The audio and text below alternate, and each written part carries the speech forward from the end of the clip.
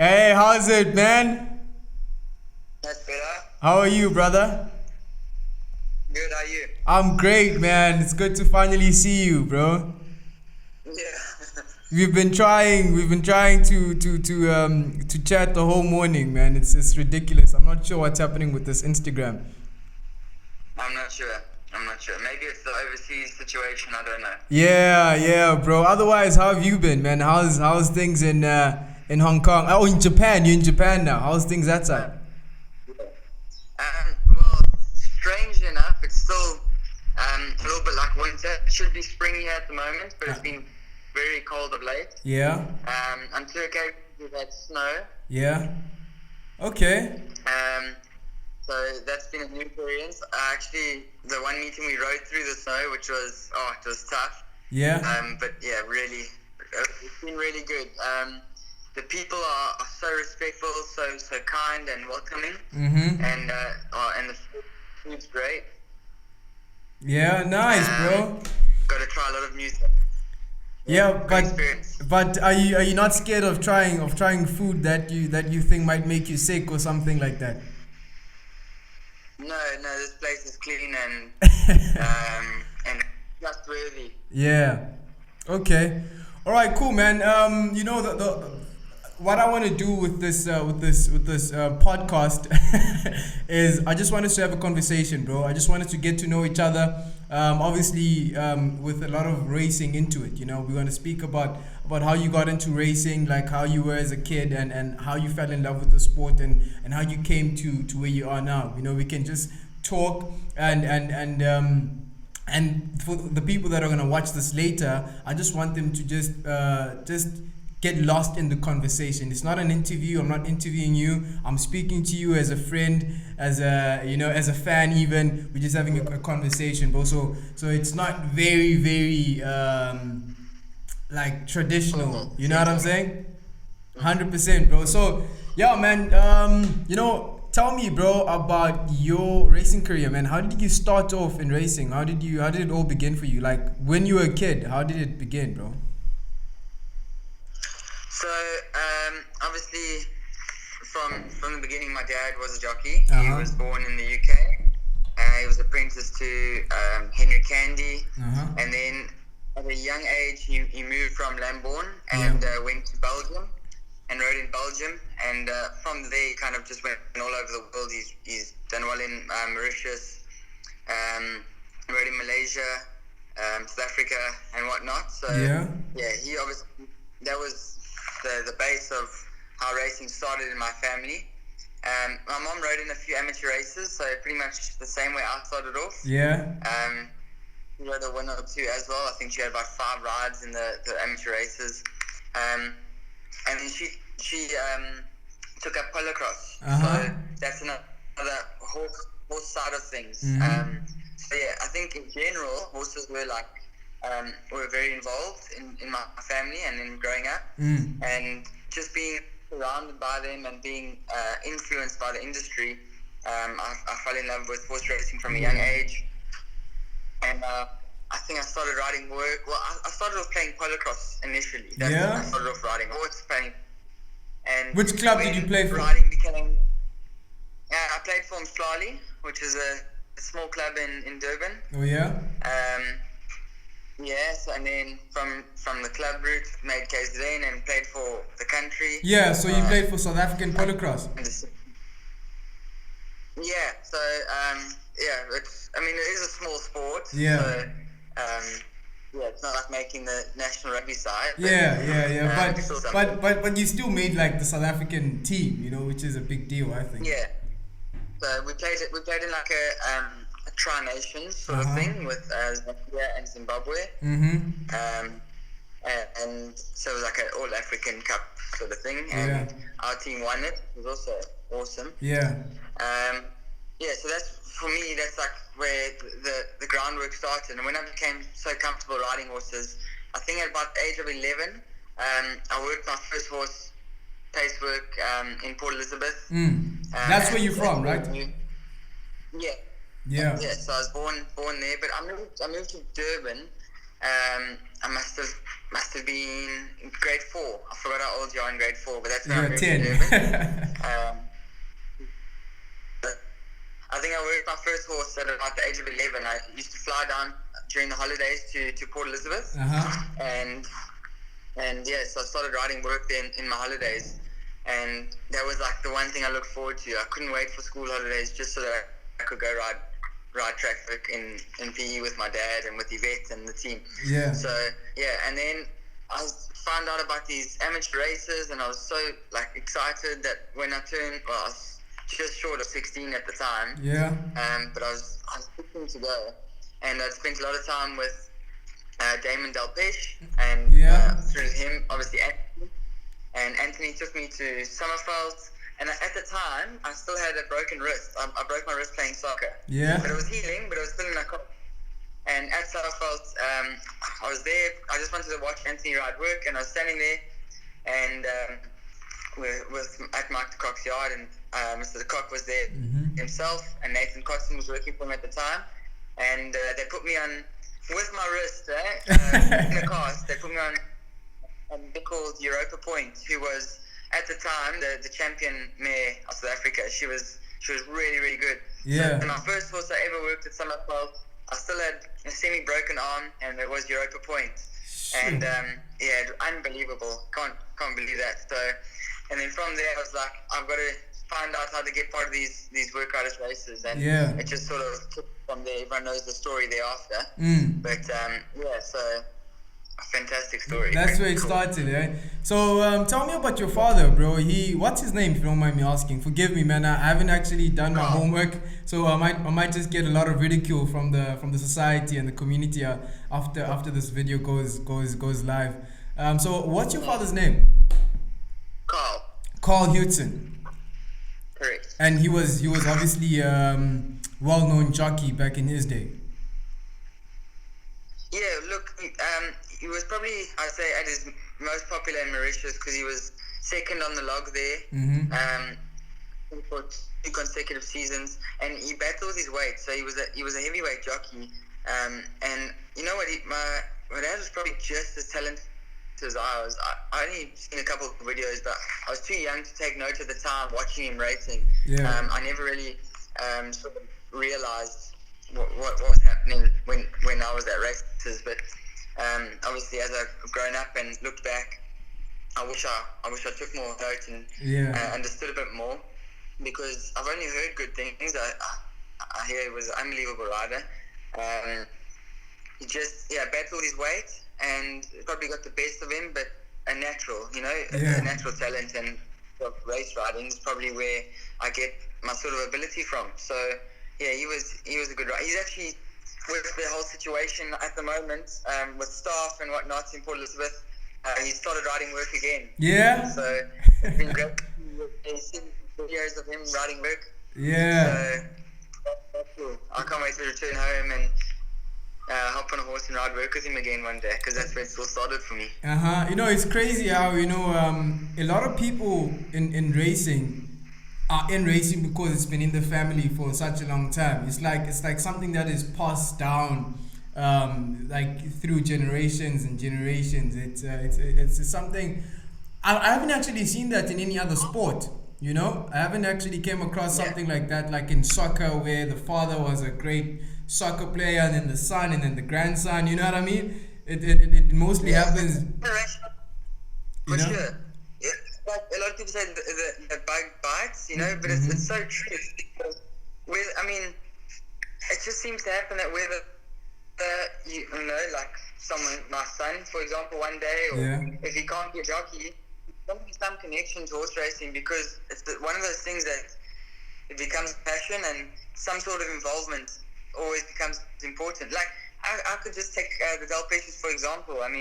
Damon never ended up becoming a jockey, but he's involved in the racing fraternity, and it just shows it's hard to branch out from that, because once you've become a part of the sport, it's the best. So, like very generational families. Once it started, it just seems to grow. You got the Ferrarises, the Azzies. I saw an article the other day, I think it was on Sporting Post, about about this exact thing. So yeah, definitely one of those, definitely a sport that grows throughout generations. Yeah.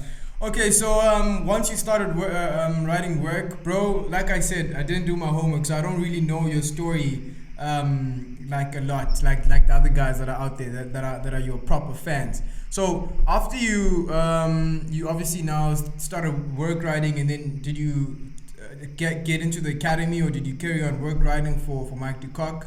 I'm assuming, or how did it happen? Well, you know what? I actually did apply for the academy in grade 10, as you would, 15 and 16 years old. But I was fairly heavy at the time. I sort of didn't grow much after, but also my mom was adamant that I must finish my matric at Kersney first, and then see if my weight's fine, if it's what I really want to do. There was no question that it was what I really wanted to do. So it was more just seeing that it was an avenue possible for me weight-wise. Yeah. And I continued writing work when I had the opportunity. I was at boarding school, so I couldn't go in the mornings during the weeks and whatnot. But work riders races were like once every 2 weeks in Johannesburg. I used to fly, and I used to ride work. Like I said, holidays was the only chances I got. And watched racing and racing results every single day throughout my school career.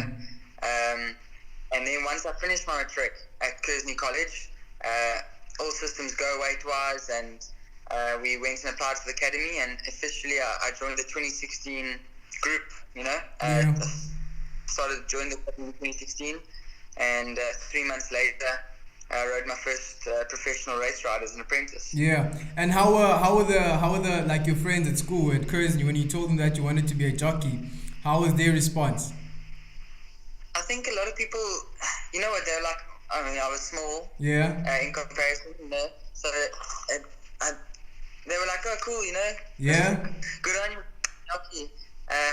But I think it's more dawned on them. Like, everyone's grown up, they've started working and studying and whatnot, and it's more dawned on them now. Like, my friends in contact with me now, and it's sort of nice to see that they're proud of me, and they sort of see that everything I said from back in the day at school, I've really worked hard to get to, and I think that's pretty cool for me. Is that they still, my mates are still there behind me. They send me messages and chat to me, which is really cool. Yeah, that's cool, bro. Because I'm just thinking, racing is a sport that a lot of people, it's gone unpopular now. You know what I mean? And like, I'm just guessing that a kid in high school, when other kids are like, I'm going to be a doctor, an engineer, I'm going to be this and that, and you're like, I'm going to be a jockey, you know? I'm sure the other guys are like, what is this guy crazy? You know what I mean? Because they're unfamiliar with the sport, you know? Unfamiliar with the sport, so they don't quite get it. They think, well, don't you just sit on the horse and it runs, you know, like, just the horse, that sort of thing. But I guess, like I said, because now they have someone tangible with the sport, they maybe see a bit more, watch a bit more, and learn. And now they realize, like, why it was something I was so passionate about and dedicated to achieving. So, yeah, very cool. So tell me, who was in your class of 20? Okay, obviously you matriculated probably 20. What 2016, 20 what? 2015. When did you matriculate? 2015. 2015. Who was in your class? Like which other jockeys were in the same class as you? So I matriculated from Kersney 2015. I joined the academy in 2016. Yeah. So in my intake was I don't want to leave anyone out, but at the moment still riding is Tajesh Jaglau. Yeah. Julius Mpanya. Jason Gates. Yeah. Just trying to think of the centers. Don't leave anyone out. That's the worst. Yeah. It's not a big deal if you leave some out, you know. Yeah. But I mean, because I was older and had been writing work, I kind of built friendships already with Diego, Sereno, Callan, Craig, for example. I got to know these sort of guys. So when I joined, although being in first year, and doing a first year job was quite nice because I already had some connections with people. And just like, it's nice to be able to get into things smoothly, and understand. Yeah. Okay, bro. So now you enroll into the academy, and then how was that experience for you? How was the academy? How was that time of your life? Oh, look, I was just so dead set on race riding and making my dream come true that I was willing to do anything. So I just worked hard. I loved every minute of it. You know, waking up and doing boxes is not a great task, but there's an end goal. It's all worth it. So you do it with a smile on your face, pretty much. Love doing the gym, getting stronger, anything to that I knew that was going to be beneficial towards my career. We did at the academy. So it was a great time at the academy for sure. And did you guys get up to nonsense there? Did you guys have some things that you did as boys that maybe we shouldn't know about? No, we just prim and proper. Yeah, no, maybe we shouldn't talk about those things, right? Bro, tell me about your first win. When was your first win as an apprentice? How was the feeling? So I'd ridden 24 winners before as a work rider. Yeah. So kind of obviously that little bit of relaxed sort of feel on a horse already. Look, I wouldn't say less excitement, but more calm. Yeah. But my first winner was mainly special because it was in Port Elizabeth where I grew up for Yvette Bremner, who I started riding work for as a youngster. Yeah. And obviously my dad worked really hard, and it was a filly called Blizzard Bell who my dad owned. Yeah. So my first winner was at Silks NPE. It was just like one of those perfect stories, Yeah. It was really good. So it was 1,000 meters. She got up short head. She had won 5 in a row. So I was on a hiding to nothing. 6th win. Very unlikely for us to win 6 in a row. Yeah. But she got up on time, and in fact ended up being her last win of her career. So very, very special. She was a machine. Very good filly. Nice, bro. And your let's jump like a couple of stages now after the academy. Your first big win, which was that one? Which horse were you riding when you had like your first major, maybe Group 2, Group 1 win? I think my first group race. Yeah. I don't know listed in that, but my first group race was for Justin Snape. It was a Group 3 in Port Elizabeth on Captain Splendid, and he ended up being, I think he might have been the Derby winner in Cape Town in the end. Yeah. He won the PE Derby, the East Cape Derby with me. I was still claiming 4 at the time, but obviously being a feature race, don't claim. Yeah. But he was my first feature race winner, so it was for Fred Crabbier. So yeah, it was very, very special. And it came from last, I think, in like an 18-horse field. Yeah. What a thrill. Very, very, very exciting. But my first big win was Undercover Agent in the Rising Sun. Yeah. The Gold Challenge. So that was a special win. I was actually booked for Liege. Yeah. In that race.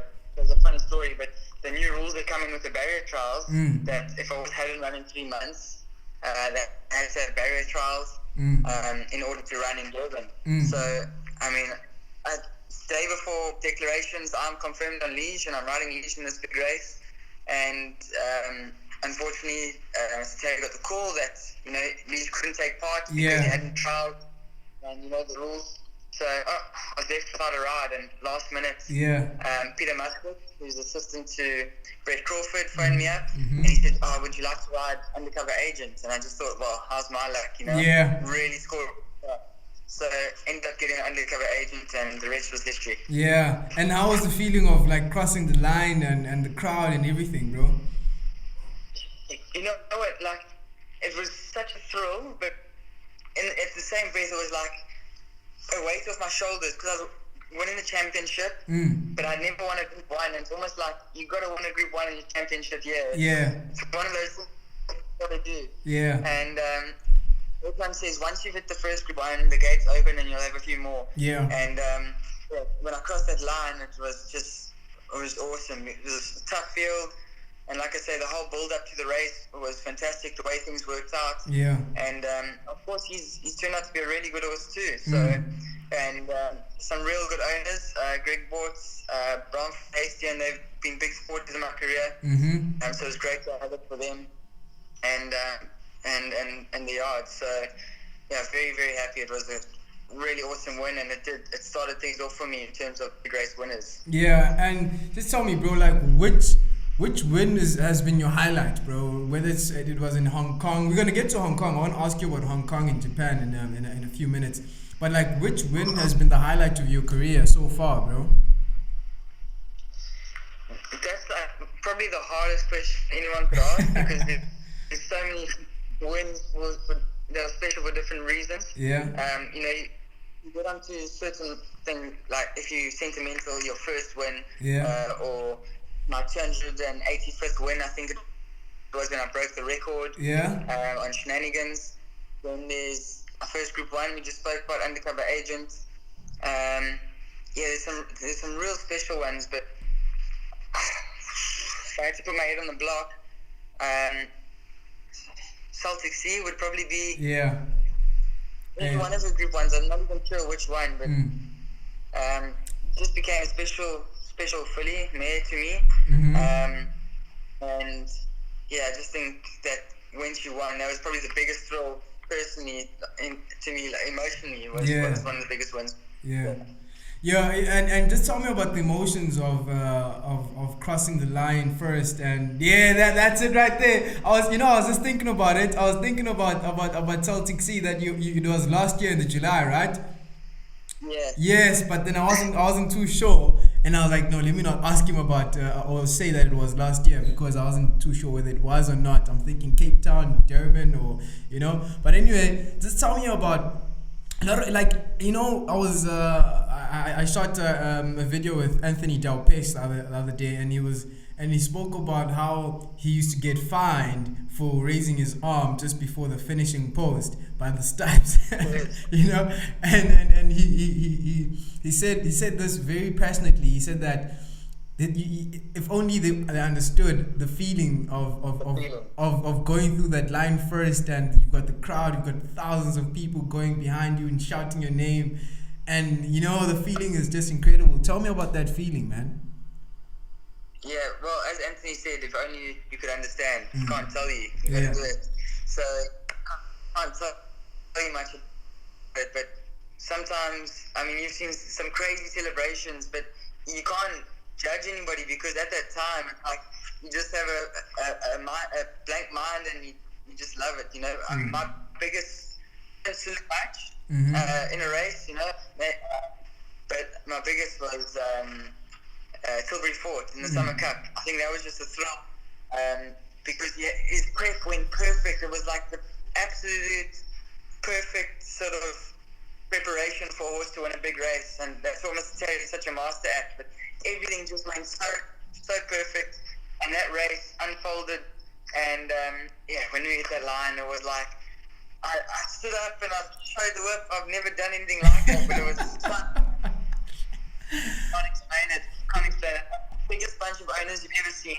If you can imagine 30 proud, ecstatic Lebanese owners, it was like, it was just what a thrill. Yeah.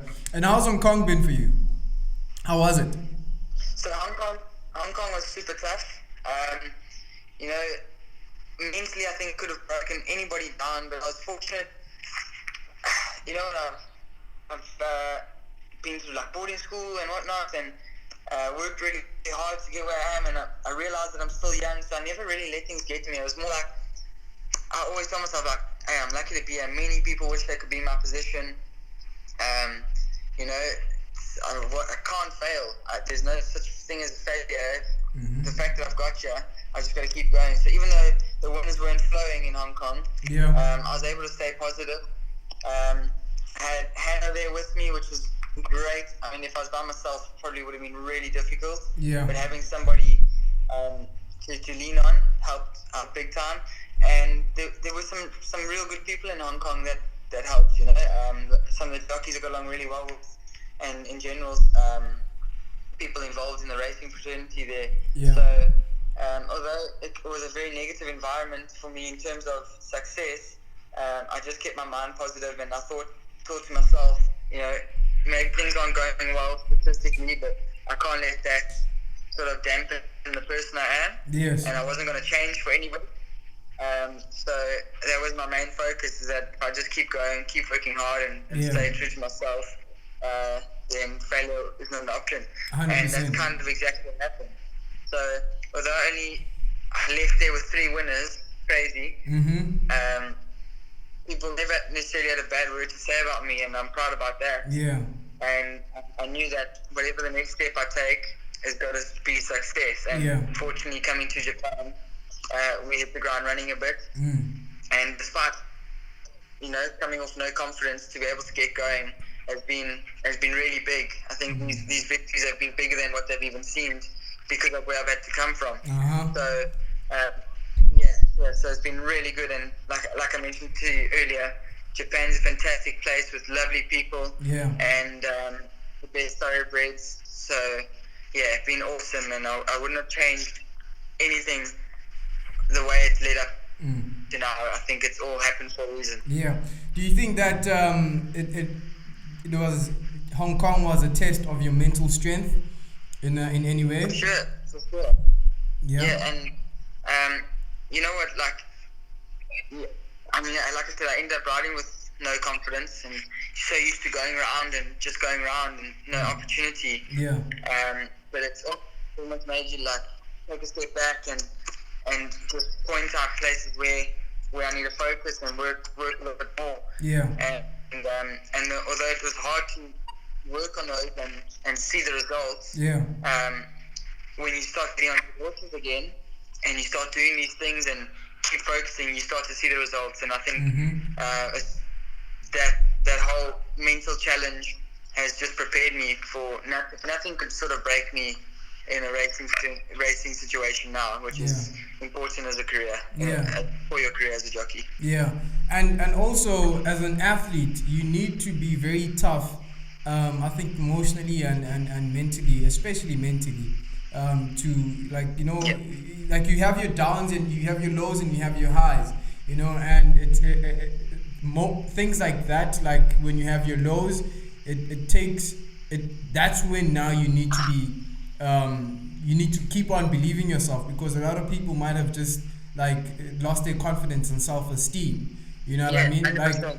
And that hurts a lot. When people are doubting you, we don't want him on our horse. He's not good enough. Yeah. Even though it's not the situation, that's what people are thinking. And exactly. It's really grated me inside to think, you guys are crazy, please put me on. Exactly. That's all I wanted to say. But, and the key the key is for you not to doubt yourself, right? Yeah, exactly. So how did you overcome that? How did you overcome your I surround myself with good people. Having hand there was very important. If I was by myself, I don't know if I would have managed it. It would have been really tough. But having good people there, having a good family that I could always be on the phone to, and friends. I had friends in South Africa. I think that was important. So that's what I said, always sort of surround yourself with positive people. 100%. In any situation, whether you good or bad, it's important. 100%, brother. You're right. Because a lot of what I think, bro? I think I personally believe that the reason why a lot of people say that you need to surround yourselves with people that you aspire to be like. The saying you show me your friends and I'll show you your future. I think it's it's true because when you surround yourself with high performance individuals, you see that they can do it, and then you can also do it as well. You know what I mean? That their energy rubs off on you. Yeah, exactly. And say high performance, but not necessarily in just how they've achieved in a certain field. it's sort of a high performance in terms of a mental capacity. Some people are just really positive people. Yeah. Around, and like I said, somebody who's good at something that you aspire to be like them. Yeah. Somebody might have a strong faith. There's different aspects. Yeah. And like I say, if they people that are high in the category of that aspect, that's who you want to be around for sure. Yeah. And talking about that, brother, just tell me who like, how do you like, what are some of the things that you exercise in order to keep yourself in that high performance mentality and high performance zone? Do you like meditate? How do you keep yourself in a mindset of a winner? You know what I mean? Of a winner, like a beast. Like, you just need to work hard. You need to keep yourself disciplined. Like myself, I look up to Conor McGregor and Gary Vee and Vusi Tembegwayo. I've got people who are like my mentors. I've never met them, but then I have meetings with them in my mind. And whenever I have a problem, I just go and sit down in a round table with 3 of these high performance individuals, and I just imagine what they'd say to me. You know what I'm saying? And then I just I get what you're saying, 100%. Yeah. So for me, like, I think the important thing is having that sort of on and off switch. When it's business, the switch is on and that's it. Yeah. And when that switch is on, I do a lot of training. So whether it's in the gym, cardiovascular, muscular, keeping fit, keeping my weight down. Yeah. That all works as one. So my diet and my routine, that sort of keeps you in focus, because it's a 24/7 job. 100%. In a way, you're always looking after weights, you're always looking after your physique. I watch a lot of racing, study the form a lot, so it kind of keeps you intertwined. You always focus on that. And replays, I get going, not just my own, just in general, a lot of replays, because always learning. But then once that's all done and the job's done for that day, important part is to be able to switch off and put your feet up, refresh your mind. Otherwise, seriously burn out. And I think somebody who works 5-6 days a week, like I was in South Africa, intensely, will be able to get that rest time somewhere. So being able to switch on and off at the crucial times for me has been something beneficial that I've been able to do, but it's crucial as well. So I think that's really been an important part, is just knowing how to balance everything.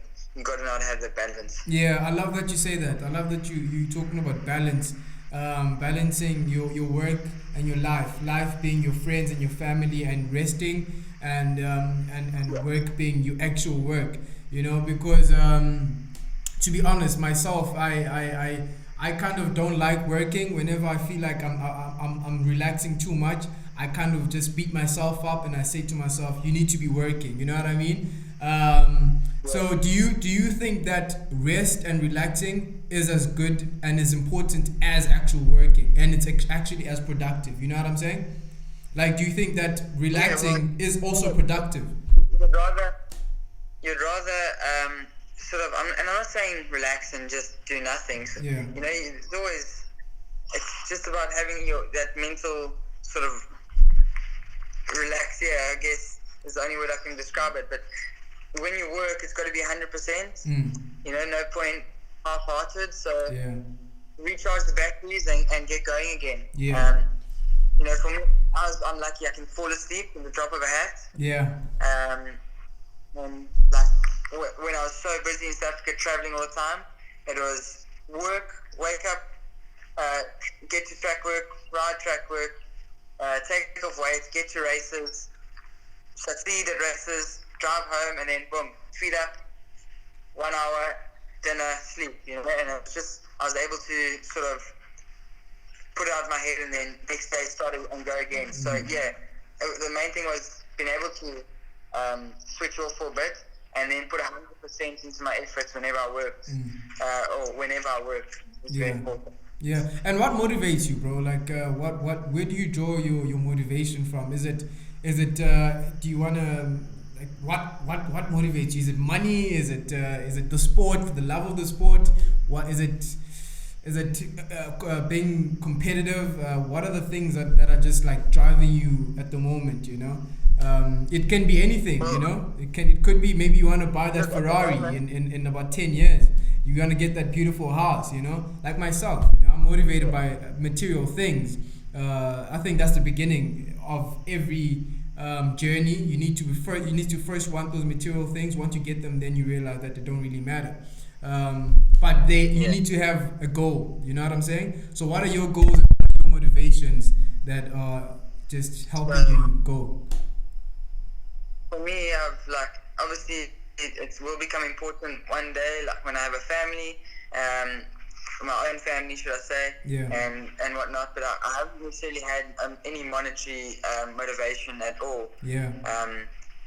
Fortunately, it has come my way, and I've been able to, do what I need to do, get a house and whatnot. But that's never ever been something that's driven me. And for me, I really, it sounds probably a bit soft, but I so badly want to make my family proud. But like so badly deep inside want to succeed so that they can almost, without bragging, they have something to brag about. And I don't mean it almost comes across wrong, but I just want, they put me through the best school. Everything they've done has been to the most they could do for me. So to succeed is just paying them back. That's all that's important to me. Bro, that's a beautiful answer, man, I must say.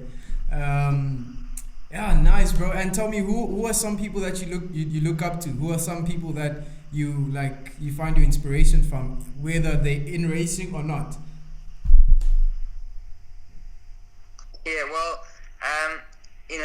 Of course, my dad, who taught me a lot riding and whatnot. He's someone who inspired me, and always I chat a lot to him about racing.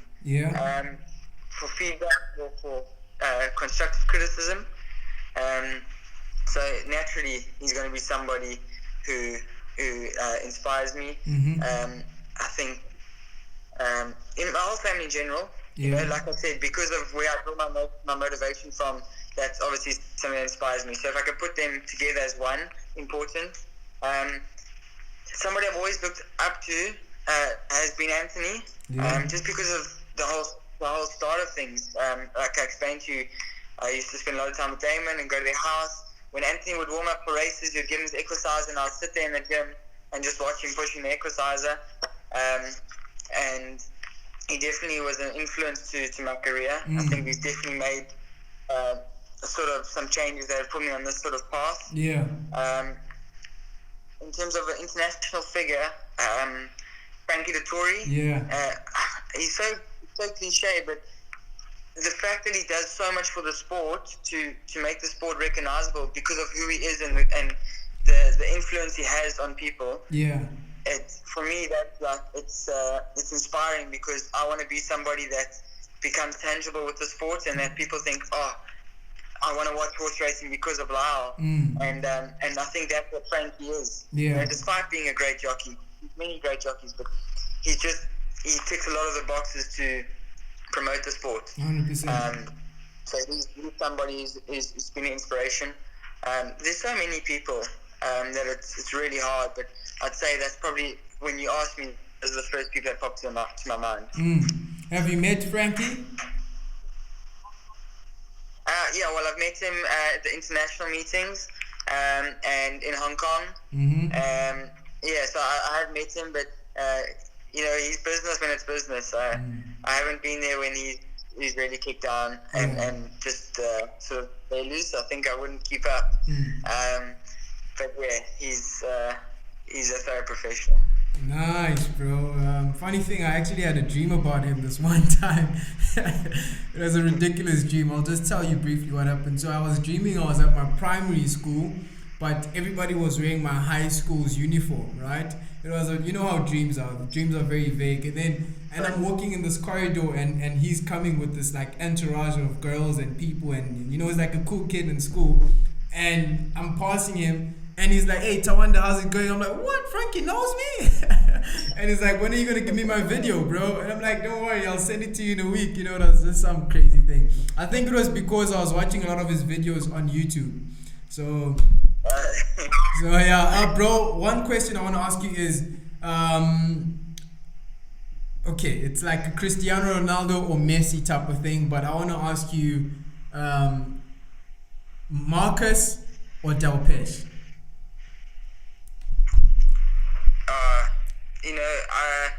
I've ridden more with Marcus, obviously, since Anthony's injury, unfortunately, whatnot, and spent a lot of time, and greatest respect, but because of where the roots lie, I have to say Delpesh. Yeah. Unfortunately, but if I had the favorite in the Group 1, I'd have to draw it out of a hat, put it that way. Yeah, and then what do you think makes them great jockeys? Professionalism, important, very important. They, of course, when you're at that sort of level of Marcus and Delpesh, you start talking about ability, because at that level you've got to be the best at your sport, and that's where they are. They're the best. So what makes them great is consistency, continually achieving or performing at the highest level. You never see their performance up and down. You'll see, sometimes the results might look a bit funny, and punters can be strange, and put a lot of blame. But if you go and watch, Marcus does not change a thing from race to race. He's consistently good. Delpesh never gets flustered, always has those in a good position, always neat. They just, consistency is crucial. As I said, their professionalism and the way they maintain relationships. They are, they've achieved everything, and yet they're at work more than 90% of jockeys, because if they've got 5 rides coming up, they want to feel those 5 rides, and maybe they're not working 20 horses in the morning, but they're there every morning working those certain horses. So I think ethic is very important, and you don't see them running around with big heads and telling everyone how good they are. And some people might just think that Anton has a big head, or he's too cocky. But then I think that if you're a high performance individual, it comes to you. When you're a high performance individual, that's all you're thinking about. You're thinking about high performance. You need to be in game zone, or you need to have your mind. Your mind just vibrates in a different frequency than everybody else. If you're a high performance individual, I think with Anton, I really look up to Anton. I'd like to actually have a podcast with him where I just talk about I love high performance individuals. I envy that, and I want to be a high performance individual myself. So I really like studying high performance individuals, and the way they speak about visualization and working harder than everybody else. You need to put in the work, and you need to visualize your goals before you actually have them. And with Marcus, I see a lot of traits of very high performance individuals, like Cristiano Ronaldo, for instance. He works really hard, and you can see it in his body and his attitude. With Marcus as well, he's got there's like a common trait amongst all these high performance individuals. You look at Cristiano, you look at Zlatan Ibrahimovic, you look at Anton Marcus, you look at you look at, what's that guy that acts in all these movies, Mission Impossible, what's his name? He's in Mission Impossible. What's his name? I don't know. I forgot his name, but you know what I mean. Like, there's a certain trait of, like, because I don't think it's being cocky and overconfident. It's just that I'm working so hard. That's all I'm thinking about. I don't have time, because a lot of people who are not high performance individuals are vibrating at a lower level of frequency. You know what I'm saying? Well, that's the thing, is the difference between arrogance and confidence. 100%. That's you just said what I just said in like 2 words or 5 words.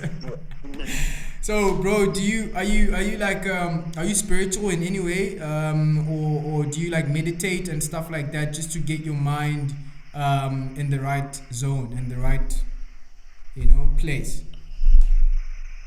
Yeah, well, I'm Christian in faith. Yeah. I'm not a hard practicing that going to church and that all the time, if I must be honest, but believe and a good faith, and I wouldn't say I meditate and whatnot. Don't necessarily find that something that works for me, but I think it's more sort of praying and when I mentioned before that sort of relaxing time, Yeah. sort of gather myself before I go out and do things. That's what grounds me and start from zero again. Yeah. And how's Japan Sean going, Terry man? always Sorry. just like Sean Terry. Obviously, I worked a lot for the yard, and we had a great relationship. And he always said one thing in his team was positive momentum. You've got to be optimistic and positive momentum, and it's like ingrained in my head now, and really that's like how I run my thing. Anybody negative, it almost makes me shirk. 100%. Or I can't deal with negative and ethos that's not good anymore. Yeah. That's so drilled into me that's been really important. If it's not Yeah. benefiting me to be positive and go forward, Yeah. it's no good. Yeah. That's something that's really helps in my career, is that I focus only on the good things now, and I have an optimistic view on maybe even too much. Yeah, that's good. That's good, Optimism. bro. You can never have too much positivity, bro. And I always say, positivity always wins. Yeah. Positivity draws more positive energy. You know what I mean? Because the more positive you are, the more positive karma you're gonna attract into your life, and it just you find solutions in a positive mind frame. You focus on actually improving. Instead of like being negative all the time and focusing on the problem, you know what I mean. You can never grow when you have a negative mindset. Yeah, that definitely helped me through my time in Hong Kong. Maybe had I not been through that experience with Sean and become so ingrained in the way he works, I probably would have battled a lot more in Hong Kong had it not been for that experience with him. So yeah, that's also been important, having that mindset. Yeah, and one thing I had a question earlier that was in my mind that I didn't ask you. Like, which are some of the racing personalities, be it trainers or jockeys or anybody that have had an influence into your career, like people that have given you advice that has been crucial or very important, or very, very valuable. I think that's the word, very valuable in your career, and stuff that you think, you know what, that piece of advice, that guy right there, he just changed my career. Yeah. Obviously, there's probably a lot of things that you hear along the way that you've taken on board and you used, and it's made a difference, and haven't even realized. So there's probably so many people that I could mention in this list, and I can't even think of it now. But what they've done for me along the way has helped. But having worked so closely with Sean, he's definitely been Sean Terry, been one of the biggest influences. Yeah. Because from a work rider, up until becoming a stable jockey, over that whole period, we did so much work, built such a relationship, and got to understand each other. And although he hasn't ridden horses, we were able to communicate in a way that we bounced and learned of each other. And I think some of the things he said, as I mentioned before, about the positive outlook on life and that optimism, he's been a big influence in that way. Mentally strong. Yeah. My dad, riding advice, some of the best advice I've ever got. Yeah. From him. One thing for all apprentices, when you're apprentices, jockeys are always having something to say and giving you a chirp and whatnot, but you soon realize that some people, what they say, you take on board, really take on board. I think Kanye Sakai, in his interview, said that Warren Kennedy changed his life. He worked so hard with Warren, he learned so much, and he looks up to Warren. Yeah. And it's about realizing who those jockeys are for you. And fortunately, I've bumped into some great people, not just how they ride, but some real good people in the jockeys room that have given me advice along the way. Some of them are the likes of Anthony, as I mentioned before. But, some of the older jocks, just on riding advice, on sort of relationship advice with people. Yeah. Got to build up some really good relationships. I've got real good friends. Adam, as he's a trainer, but he's one of my best friends, and it's learning to have that balance. Work and friendship is also such an important thing. So, yeah, advice aplenty. Our riding masters, I can't forget. Yeah. Mr. Moore. Yeah. Unbelievable riding master. We also ended up building a strong relationship. Yeah. And he's done wonders for the academy. He's been really good. James Marie from Work Riders Days. There's just too many people. So, it's just about finding out. Like I said, sometimes you don't realize. Yeah. And you're taking advice on board and you don't realize. But I think as an apprentice, when you start riding, you just got to be sort of mindful of your ears open, because some people really have your best interest at heart. 100%, man. And who are some of your good friends in the industry? Like, who are some of the jockeys? I know you just mentioned a couple of people, but who was like maybe one or two jockeys that are you like best of friends or good friends, people that you still talk to even today and all that? From when I started off as a work rider, and I was heading off to Summerfeld and riding a bit of work, became very close with Callan. He's been a long time friend of mine, one of my best friends in the jockey room.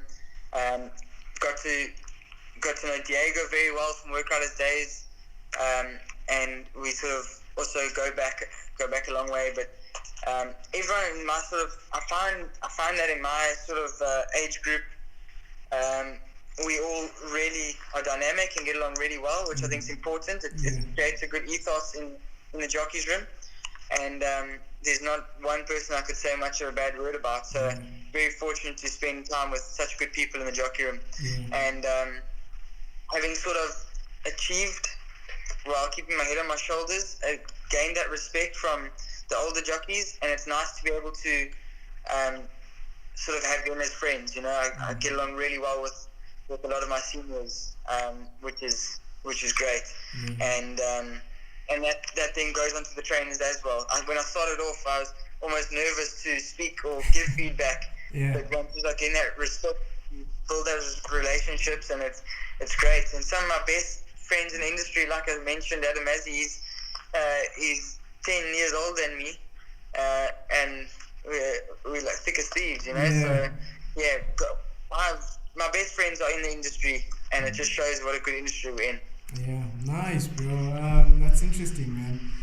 As you were saying that sometimes you'd be scared to give feedback to the trainers. I don't blame you, man. Some of the guys out there are not, they're not always smiling, and they might be intimidative sometimes, Well, can you imagine? You're a claim for apprentice, you walk into the ring and you work one of Mr. De Kock's Group 1 horses. Yeah. And then you think, what can I tell this guy? Yeah. He knows more than anyone in the world. Yeah. Now I've got to tell him about this horse. Yeah. I've only been riding for 2 years. What do you say? But eventually there's that mutual respect and that trust of opinion, and you just, things become natural. Yeah. Things become natural. And what advice would you give to some young jockeys out there, like these young apprentices who are starting off? Some of them, they've got a long journey ahead of them. They've got doubts that they have to face. They've got fears they have to overcome, and they've got a lot of hard work that they need to do. What advice would you give these young guys? Well, if you could send this video podcast link to them, and they could have a notepad and jot down, I think we've covered some very good corners in this video. Yeah. In terms of, when we were speaking about those top jockeys, what we said about them, their sort of attitudes, the relationships, mindsets. There's just so much that goes into it, and I think we've covered pretty much all of it in this video. So Yeah. for people watching, if they sit down and just jot down some of those points, Yeah. I think you'd have a pretty good idea of what it takes, you know, because there's a lot that goes into it, and it's not as simple as riding a horse. There's a lot more Yeah. that physically, mentally, you got to take on board. So I can't give one piece of advice, but I do think what we've spoken about here about myself and when comparing other jockeys is all good advice.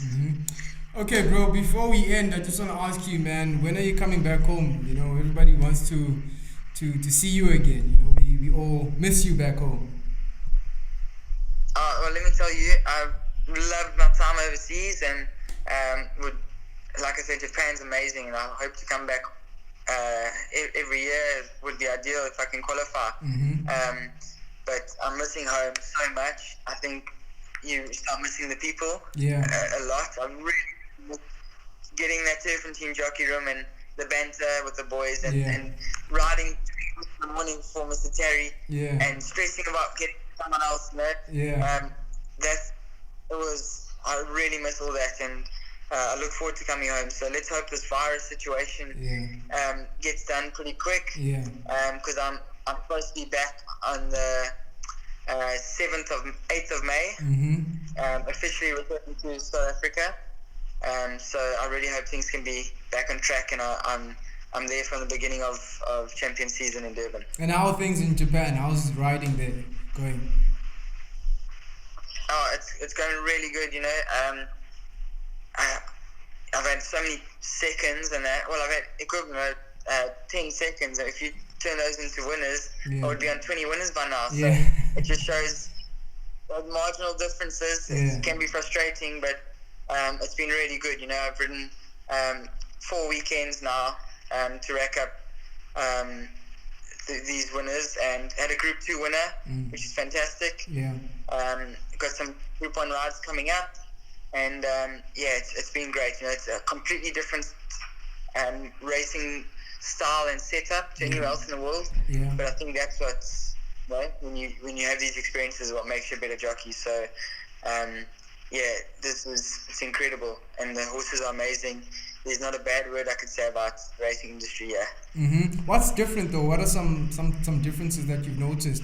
And I'm sure it's like I'm sure it's better that side in terms of like the caliber of horses, the tracks, and the probably even the style of training. I don't know, but like, what are some differences have you noticed, and you can tell the guys that are watching about Japan? So, you know, like Japan. I mean, we know that Japan's got the best thoroughbreds as a whole in the world in terms of quality. But South Africa, I promise you, I mean, I've felt some real good horses here in Japan. But in South Africa, we have really good horses. But what sets Japan apart from the rest of the world is the style and method of training. They start from early 2-year-olds, long work. I mean, these 2-year-olds step out over 1,800 meters. You know, there's not 800, 1,800 meters. 18 as 2-year-olds. They step out of 18. The fitness levels are on a different wavelength to anywhere else that I've seen in the world. That's because of how they started off from the ground. If we did this to our horses now in South Africa, they just wouldn't manage. It's not how we've trained them, and not how they've sort of developed. But the industry, they work so hard in Japan of having the best sort of bloodlines, you know, through Sunday Silence to Deep Impact, and how it's just taken off, means that their quality of thoroughbred is probably superior to anywhere else in the world, and that's why these horses from a young age can undertake so much more work, and then sustain that throughout their careers. And I think that's what makes it so good, is that they can race at a higher pace, quicken from earlier, and sustain that through. So, you know, on a natural field, South Africa, we've got some real nice horses, but they just maybe cannot reach the level that some of these Japanese horses get to because of from where they've started off. You know, these horses, their sort of bloodlines the way they are trained from early 2-year-olds and the way they race. And I think that's one of the biggest difference, So in terms of the thoroughbred, the training methods and the way they race is very different. The culture of racing, unbelievable. You've never seen people so crazy about horse racing. It's like being a footballer in England, nice. or something like that. It's just like I mean, on my table here, I've got posts from fans who've sent it to my house so that I can sign or autograph a picture. That's what I was showing you earlier of Celtic Sea. A fan sent me this, so I sign it and give it back to them. And that's how crazy it is here. Is that's what they just love the sport so much and idolize horses, idolize jockeys, and that's why the sport here just keeps growing. So that's a big difference, and something I wish we could have in South Africa. It would change the sport. And then one of the strangest things is there's a jockey quarantine. So for me, riding Friday, Saturday and Sunday, I have to go into it's sort of like a boarding hostel for only jockeys from Friday night at about 7 p.m. And we go in there and there's no contact with the outside world. So no connection, no phones, nothing until you leave races on Sunday. So Friday night, Saturday, Sunday night, you drive home, you can turn your phone on and be in connection. But that's one of the strangest things. It's nowhere else in the world do they do it except here in Japan. So do they do that even when there's no virus? No, this is all the time. And how do you find the that? Jockeys, look, there's nothing better than after a good day or a bad day to go home and see your family member and sort of have that somebody with you. But you know what? That's how it is, and you got to adapt. And I guess it allows you time to sleep, and just chill. Study your form for the next day. Get studying. 100%. It gives you time to to strategize and get your mind back into the game again. Like, you need to visualize the next race and see yourself winning that race and just put your winning mentality on. That's what high performance individuals do. They keep on thinking about the game. You know what I mean? So I think it's good. If I was you, I would just be doing it. I think here they're not racing 7 days a week every single week. You're racing Friday, Saturday, Sunday, or Saturday and Sunday. So obviously during the week you'll ride your work, you'll do your gym training and whatnot, but you still got that time to your recreational time. But it's almost like come weekend, switch on and focus, and it's business. It's important. It's big money at stake. It's top horses. So like you say, it's just about having that correct mindset at that time. Bro, thank you very much, man. I've had an incredible conversation with you, man.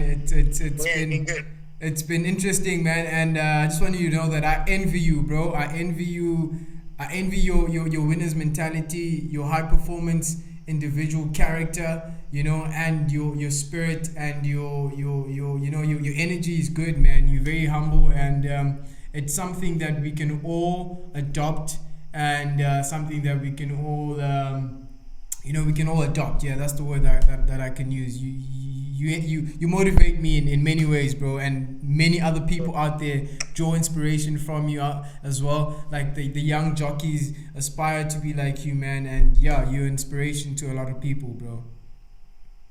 I'm glad to hear that, and it's great. Thank you very much. I appreciate this chat. It's been a lot better than I even could have thought it went. So thank you. Yeah, awesome, man. Anyway, bro, enjoy your time. I'm glad that we didn't actually speak about the virus, because I just wanted this to be as positive as it could. The negative stuff. Yeah. We don't want to talk about anything negative, man.